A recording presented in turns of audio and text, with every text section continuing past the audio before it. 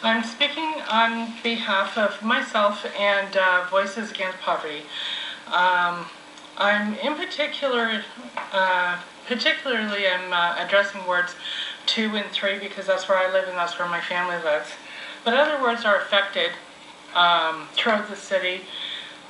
These are wards that have the lowest income residents and less likely to own a vehicle, and statistically more vulnerable to health conditions such as having double the rate of heart disease and diabetes, and also being 95% more likely to have ulcers. And these populations also are 358% more likely to have disabilities. These are statistics from Statistics Canada. In addition to the levy, people in these wards will be they'll be expected to pay the levy, but while they're simultaneously losing access to 24-hour emergency health care. Depending on the hour, whether they can get a ride, many will be subject to a $50 to $70 round trip taxi for each visit to the ER or trauma, and possibly for follow-up visits as well. This amounts to about half of the monthly income for a lot of people, for their or the monthly food budget, sorry, for a lot of people who are on a fixed income. It might even be more than half, actually. So if you have, God forbid, more than one emergency in a month, you know, you're not even going to have food on your table. We don't believe that it's actually time right now. We'd like to see the vote deferred for the tax levy. Without, it's not time without all of the pertinent information in front of yourselves, such as an impact study this mega hospital will have on a vulnerable population, such as seniors and low-income families. Windsor is known for having studies and delaying decisions because having to have a study. But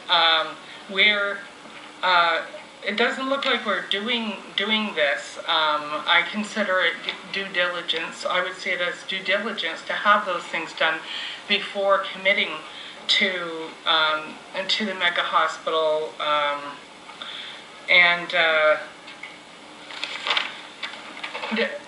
I think that to ensure steps that are taken, instead I see that like I heard somebody on the media, one of the counselors in the media the other day was making a statement that they're relying on the site selection committee to do that for them, and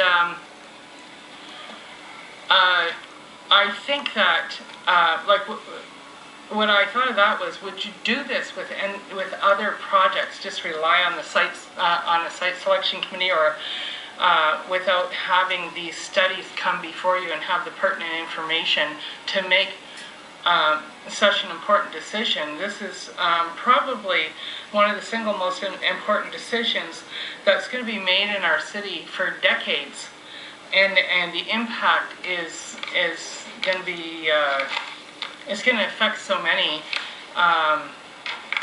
So I just, like you can see from the people in the audience, I'm sorry, this is emotional for me because I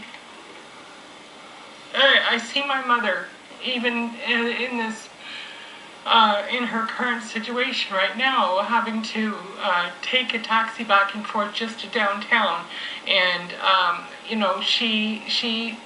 an urgent care center isn't going to help her. She's going to have to go all the way out to the hospital for a heart attack, or a stroke. So I'm sorry. I know my time is done. I could even take up this much time, but I'm relying on you guys to make to make a decision the right way.